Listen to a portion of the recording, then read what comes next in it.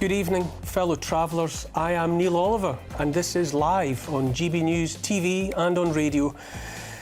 As a 19-year-old girl reportedly dies in hospital after being denied the choice of undergoing experimental treatment, what on earth happened to personal sovereignty in the face of the state? Questions over the drug Midazolam, used as part of what is called end-of-life care. Many are questioning why their elderly loved ones were administered the drug, particularly during the pandemic. I'm joined by Bridgen MP for Reclaim UK and also by Emma, who believes her dad died as a result of Midazolam. I'll also be speaking to General Practitioner Dr. Malcolm Kendrick in the search for answers. And all of that and more coming up. But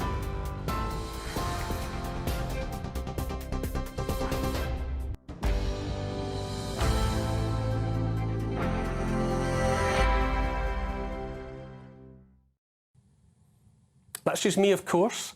You can disagree. Keep your tweets and emails coming through the show. You can email gbviews@gbnews.uk and you can tweet me at gbnews, and I'll try and get to comments later in the show. I'm joined now by broadcaster and lawyer Eborn. What do you make of it all, Andrew? Well, it's certainly not just you, Neil, as your call to arms, if you like, for let's start a revolution was clearly evident.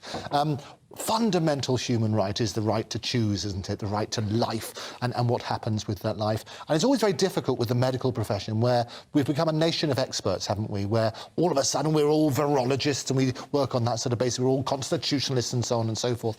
The reality is this: we're drowning in a sea of disinformation. And the more, it's a very diseased information age that we're living in. And we're right to question it. And the more that people try to shut down those questions, the more that it festers suspicion. What do you think of my fundamental contention, and I'm not alone in saying it, that the institutions upon which we have depended seem to me so corrupted, so captured by ideology, that they cannot be cleaned out and reformed, and that we have, however difficult, no option but to start again? Yeah, it's very difficult, isn't it? I've spoken beforehand about this, that basically trust comes in on foot and leaves on horseback. And the more you see these institutions basically abusing that trust, the less trust that there is. So we're very suspicious, and we have a vacuum of information. Our questions are not being answered. And as a result of it, conspiracy theories are rife. What we need to do is sit down with the experts, and there are different experts all the time, and basically try to get to the basic sort of fundamental answers. I fundamentally question when you evoke the thought of conspiracy theories, because it's so pejorative. I fundamentally believe that it is simply people asking legitimate questions, often based on legitimate research. Yeah. And because it runs counter to an official narrative, it's dismissed as conspiracy theory. Yeah. I mean, you could raise the spectre of JFK's assassination, which for the longest time was the original conspiracy theory, that what had happened there was other than the lone shooter.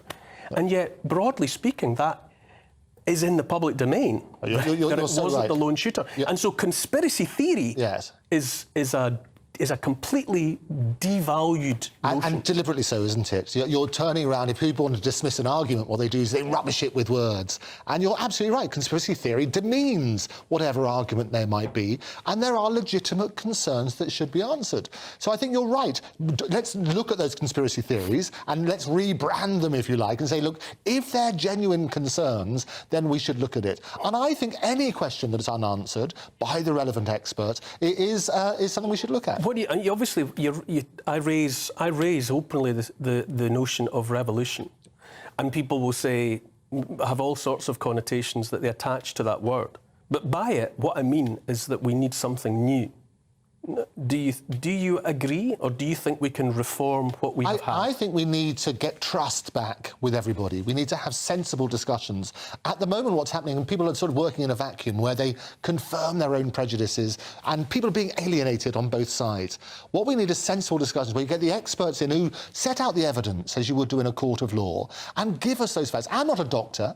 I don't know the right prescription, the right medication, the right treatment for people. What I do know is that people who have suffered as a result are not getting the answers they deserve. What you do know is what you want to know. Yes.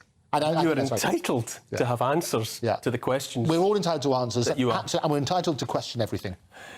We're on a break already, after which, well, questions about the use of Midazolam. I'll be joined by Andrew Bridgen MP for Reclaim UK and by a lady who believes her father died after being administered the drug. We'll talk as well at the same time, for balance, to a GP, and we'll all be in search of answers. I'll be back in a moment.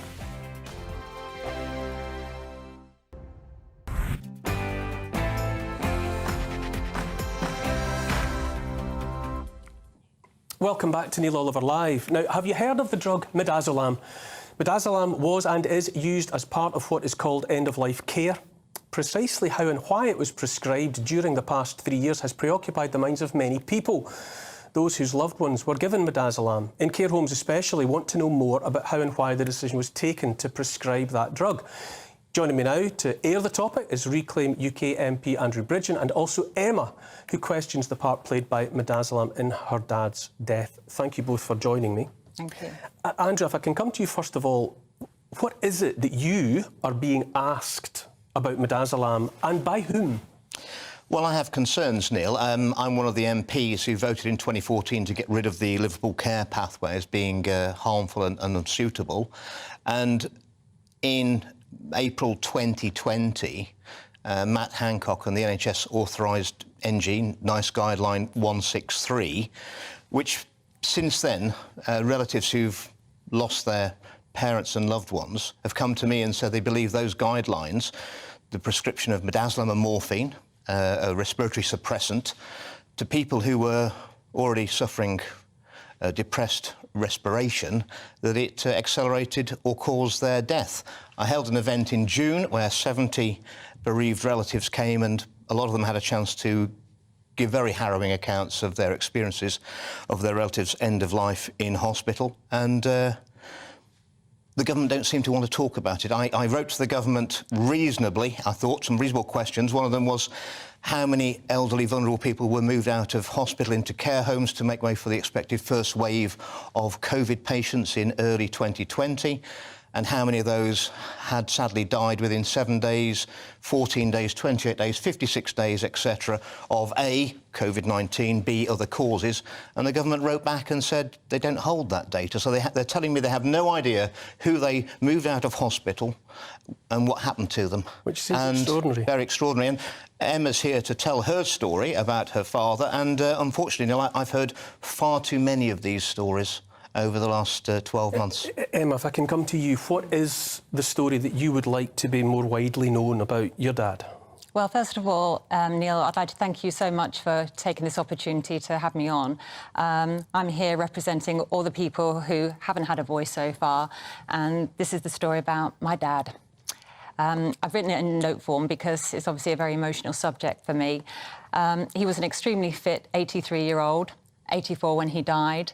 He loved walking, he lived for life. He did sport his entire life. The year beforehand, we went to the Lake District and we climbed Scarfell, which took us 7 hours. That Christmas time, 2019, he outdanced everybody at the community centre. Everybody was just loving it. He just had such a fantastic afternoon. When it came to looking for a care home in the January, it was really important to us that we sourced a home that could cater for his activities so that he could remain in his walking groups, and they assured us that he could. He wanted to remain active and keep on about his daily routines. During his time there, which was 10 months, he inexplicably deteriorated. By the 2nd of December 2020, I went to see him and I was absolutely heartbroken and shocked. I'd seen him 3 times that year, and this time, this man who'd been walking, could outwalk anybody, he was wheeled out in a wheelchair. He was absolutely slumped down with his head just fallen. And he was wheeled towards me and I was sat there and he lifted his head up, which was really difficult. And he saw me, tried to lift his arms. And the assistant manager said, "No, Jack, sit down. You know you're not allowed to hug anybody," and wheeled him straight past me. And I was in absolute devastation at that point. And this to me was, it took about 10 months for this to happen. And to me, he looked heavily sedated. And I made it clear the next day when I rang up, I made a complaint. And I said, what have you done to him? He looks heavily sedated. I was expecting a call back, but I didn't get a call back from anybody until his main carer actually gave me a call, and I wasn't expecting her. And I got on really well with this particular lady, and I really felt that she was trying to tell me something, because out of the blue she said, Emma, I really hate to say this, but your dad's very, very ill and he needs to be in hospital, and I'm going to be really honest with you, I don't think he's going to make Christmas. Now, this was the 4th of December, and I didn't know how to take that bit of news. I mean, it's not the sort of thing that you take lightly, and I don't think it's the sort of thing that she would have said lightly over the telephone if she didn't know it to be true. She also said it's been a pleasure looking after him and that she'll miss him. He got transferred to a hospital the following day, on the 5th of December, but this wasn't even the hospital that he's used to be going to. It was a completely different hospital, 27 miles away. And the pathway that I'm going to tell you about a little bit later, this is where that pathway was created. The following week, they wouldn't let me in at all. Despite all my efforts, I kept getting told, no, he's not end of life, he's not dying. But I kept thinking that his carer wouldn't have just said that, you know? They wouldn't let me come in, and then they kept using this word agitated. He's in for agitation. And I'm like, why did you get sent to hospital with agitation? It just didn't make sense. And they stuck to it over and over. Finally, after about a week of trying to get into with my dad, I spoke to a sympathetic nurse on, by now, this was the 11th of December, who agreed that I could finally come in and see my dad. He said, I think it will be good for you, and I think it will be good for him. I was absolutely shocked when I saw him, even worse than before. At what point do you think Midazolam was playing a part in what was happening with your dad? I didn't know at that point anything. His speech had completely gone. His mouth was covered in blood, his jaw was just rolling around. He had bumps and scratches all over the place where he'd had lots of falls, and that's specific with a lot of those types of medications because they affect your central nervous system. So he'd had a lot of falls, so he had bumps and scratches, a bit of a broken nose, black eyes. He was in a terrible state, and also 10 kilograms lighter as well. And that would have had a huge effect on the medications that they gave him in the next couple of days. Can I just pause you there while I bring in the doctor, you know, because I think it's appropriate that we bring in Dr. Malcolm Kendrick, GP. You know, you're listening to this, Dr. Kendrick. Can I just, you know, segue, bring in your contribution at this point? How were elderly people in care homes being treated? You know, were GPs readily admitted during the time of lockdown to see patients face to face? Well, a lot of doctors didn't go in to see people face to face. I worked in a number of care homes and also in working with the elderly, and so approximately, I think 36 of people that I was involved in did die of what was probably COVID.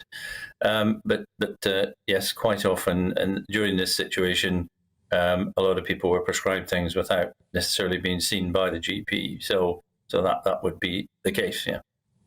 So it wasn't necessarily the case that, as one might expect in the case of the care of a loved one, that a GP was intrinsic to that process, that treatment was being administered by people who weren't general practitioners.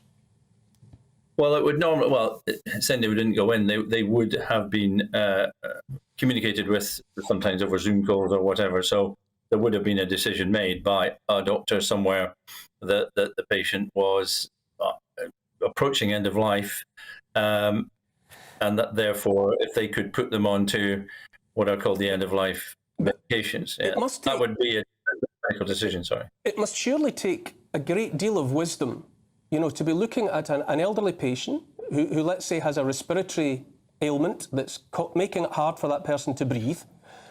How would a decision be made about whether or not to treat that person and keep them alive, or on the contrary, to prescribe a combination of drugs, including midazolam, which suppress breathing?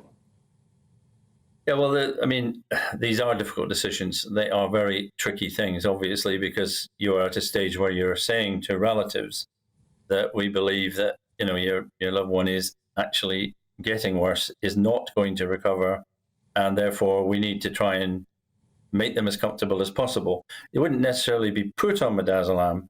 It would be what they call a drug. If someone did become agitated, terribly agitated, they would be given midazolam. That was the case before COVID. It's still the case. I mean, I still see elderly people who reach a point where you think this person is at, if you like, within days of probably dying, and we withdraw kind of the standard treatments. But the midazolam is widely, it's still widely used. I mean, it is but it's always used. I mean, if someone was being given it months and months before their death, that obviously I can't comment because I don't know the case, but you would be thinking that is probably premature if that was happening.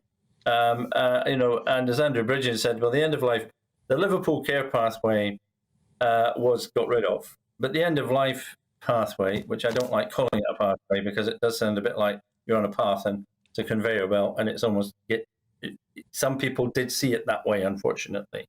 The basic treatments that are given, if appropriate, are really just to try and make people as comfortable as possible. Doctor, I have to just get to a break at the moment, after which we'll all be staying here for more of this discussion about midazolam. So bear with me, coming back in a couple of minutes.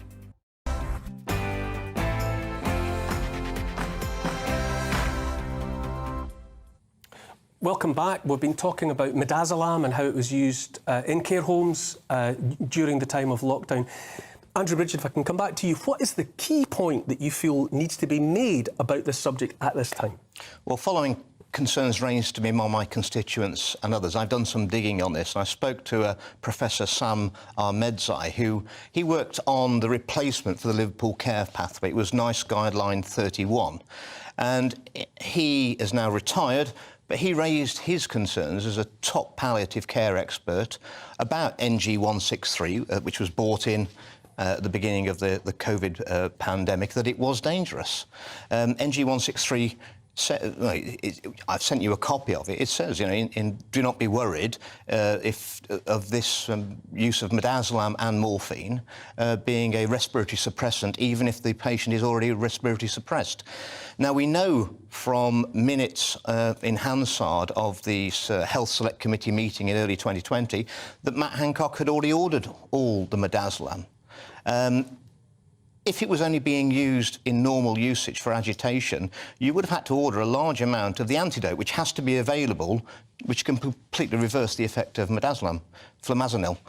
There was no orders for that. This was for end of life. NG 163 was replaced by, it was only 24 pages, it was replaced by NICE Guideline 191 in March 2021, which is about 350 pages, and midazolam is hidden in the detail. There's a lot of questions to be asked about how, and this is still going on today, Neil, and I think anybody who's watching this programme has concerns about what happened to their relatives in care homes or in hospitals during the pandemic. They need to raise these issues with their members of Parliament, and we need to discuss this openly. There are too many topics at the moment we can't discuss in the Motherwell Parliament. It's got to be right to ask those questions, as we said at the top of the show. Dr. Malcolm Kendrick, he talked about end of life and so on and so forth, and basically easing that sort of side. To what extent were you consulted and kept informed that that was the pathway? I wasn't informed at all. I kept getting told that he was agitated. This went on. So he went in on the 5th. By the 14th, I was told to come back in because your dad is dying now. After being told that he was agitated, he was brought in for agitation, to suddenly he was dying. When I turned up, he was in a side room. He was breathing so heavily, and I had to listen to that for 11, 12 hours. I'm later told that that's actually called air hunger, and it was him literally struggling to breathe because of the midazolam that he'd been given. When I'd obtained all the hospital records from the care home, the GP and the hospital, it turns out that on the 4th of December that he was admitted, the GP had actually prescribed 2.5 mgs of midazolam, syringe drivers, and I wasn't told at all. On the 9th, they started administering to him, and that went on till to the 14th, and that's when he went into a coma, and he started choking at about 5 o'clock in the morning, and I pulled the emergency alarm quickly because he'd been breathing so badly. The nurse runs in, runs straight out again, comes back in with a needle, injects him, didn't explain anything, and he died shortly after that. Turns out from the medical records, it was midazolam and alfentanil. The last injection was alfentanil, so that's midazolam plus opioid. Bear in mind, Neil, midazolam is the drug that they use on death row to humanely kill. To sedate people before. But he was agitated. No, it's the lethal injection in America. Dr. Kendrick, you listening to that, it's impossible to listen to that without feeling emotion. Are people right to be concerned and to be asking questions individually and collectively about the way in which the elderly were treated in care homes during the pandemic? Well, I absolutely completely believe. I mean, I have written and objected myself to the way that patients were sent out of hospital and into care homes who almost certainly did have COVID, and I was very vocal about this. And I think there were not enough staff in a lot of the care homes. They weren't properly supported. There was much that went on during this time that I do think we should be asking questions about, absolutely. And I'm certain that there will be individual cases, obviously they have to be looked into, where people were not treated as well as they could be. I mean, it's always difficult to say this because you sound like you're saying your colleagues didn't treat people properly, but the situation was very difficult. Midazolam, when I say use it myself, I don't really tend to use it myself, but it's one of the drugs for the end of life. It would normally be someone it would rarely be causing their breathing difficulty, although in some cases, obviously, it can and could. I think calling it a drug used in death row is kind of sort of ridiculous because, yes, if you prescribe too much of anything, you're going to kill somebody with. But nonetheless, that is another context in which that particular product is used. Thank you, Dr. Kendrick. But Emma, you're the heart of the story here tonight. Obviously, where do you go from here? And what question do you continue to demand an answer for? Well, after I'd found out that he'd been on midazolam and alfentanil, and that was the last things that he had that killed him, and I saw him suffer, rapidly trying to breathe and choking, it was horrendous. The next document that I found was this, and this is called The Use of Appropriate Chemical Restraint in the Management of Agitated Patients on General Wards and in Accident and Emergency. Within this document, it turns out, and this is my father's, this was made for my father, made in 2017, renewal 2020, November, 3 years before his death day, and he was put on what's called a rapid tranquilization pathway. Can you hear how horrendous that sounds? Rapid tranquilization. Now, when I equate that to what happened during lockdown and how quickly he deteriorated, that makes total sense to me. But we didn't even know about his kidney situation until a year later than 2017. Why was my dad put on this pathway? And this pathway is literally the same as NG 163 and the abolished Liverpool Care pathway. Emma, the question that you ask has to be left hanging in the air. I don't think any of us are able to answer it, but thank you so much for coming forward with this. Andrew, again, thank you for airing this important topic, and Andrew as well. I'm sorry I haven't been able to come with you, but we'll be back in a moment for the final story of the night.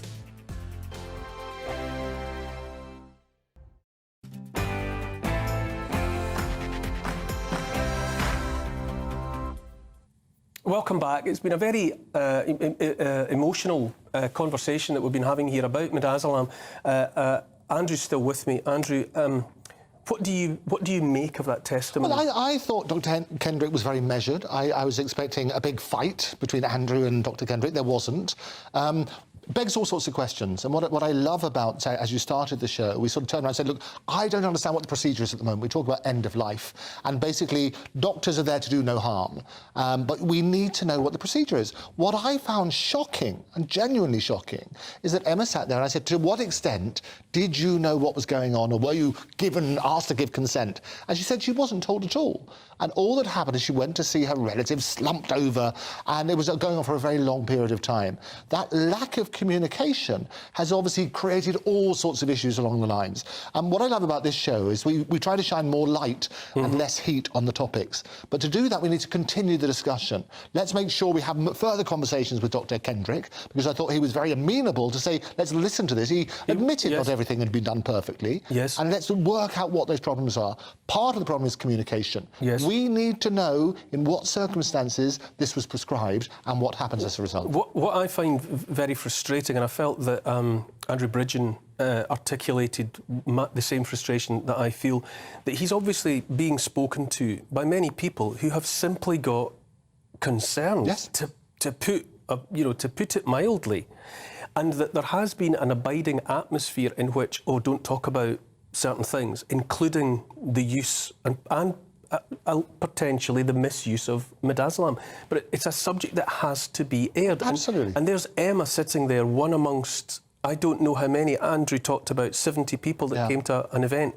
That needs to be put out into the sunlight where people can discuss it. Without a doubt. And we always talk, we get numbed by statistics, but when you personify tragedy, that's when people sit up and take notice. And I think being brave and talking about her own personal journey and this tragic circumstance when she lost her own father brings it all to light. And I think those questions, what we need to do is continue examining that. And the trouble is, when you start clouding it in emotive words, I mean, Andrew has brought in all sorts of comparisons in the past which got him into trouble. I think the reality is we need to ask the questions without that emotive language.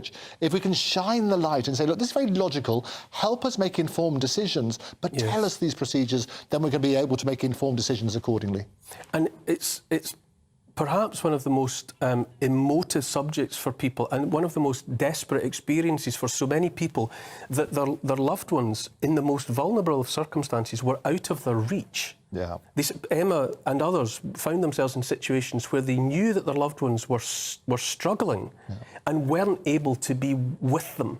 Yeah. And that's a story that repeated and repeated and repeated, with or without the presence of it emphasises the grief and accentuates that as well. And in all due respect to the medical professionals, I'm sure that they want to do their best and trying to work out what is the way that they can do that. But we need to get clarity on both sides. There needs to be much better communication to make that make sense. Yes. Where do you think we need to go now as a community? I think we need to have rational discussions in the way that we have. Let's not the war, jaw, not war. And people just accusing each other doesn't really help. What we need to do is make sure we improve communications on that sort of premise. I find it a huge relief. You know, I feel that word Midazolam is out there, and I feel a great relief in it having been spoken tonight. But once again, Andrew, we have run out of time. That is it from me this evening.